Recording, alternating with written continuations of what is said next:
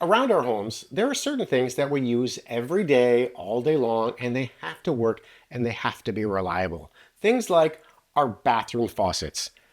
So today we are going to replace both of these faucets, very dated and very old, have seen better days. And the first step is to go down below.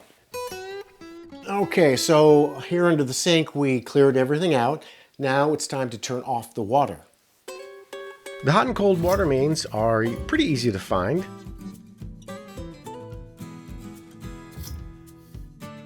And then I come up top and open up the faucets to make sure the water is in fact off and to drain any residual water that might still be left in the fixture. Now it's going to get a little dirty, so time for some rubber gloves, of course. Now it's time to disassemble the water lines. You can use a crescent wrench. I just happen to be using some pliers. And make sure you've got a bucket underneath because you're going to probably have a little bit of water left in the lines, just like right here. So once all the water lines are disconnected, I can turn my attention to getting the fixtures off, and I first start by using a basin wrench. Now the faucet gave me a bit of a problem trying to get it off because there's a lot of corrosion there. I ended up spraying some DW40 to loosen it up, and eventually I got it. Once I get the nuts loose, I can just unscrew them with my hand. This is some tight quarters. Now that everything is finally loose, they just pull right out from the top.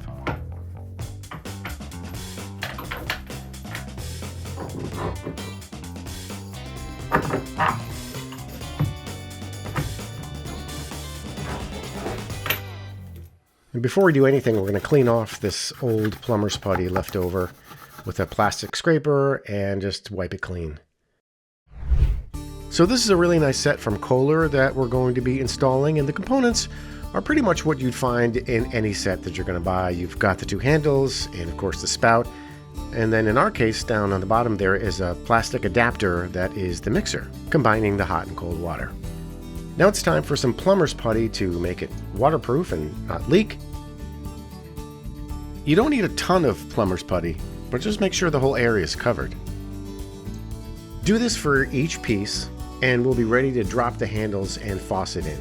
Now, each handle has two connectors. One goes to the water source, and this brass fitting connects to the adapter, which I mentioned before, that mixes the hot and cold water. And it fits right onto the faucet. Now, different brands have different ways of attaching the components to the sink. This particular one by Kohler starts off with a washer. Then you screw on this other piece here up nice and tight.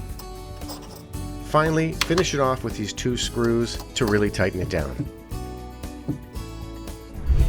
Now it's time to reinstall the water supplies. So what I do is I tighten by hand and then cinch it tight with pliers, channel locks, whatever you can get up in there.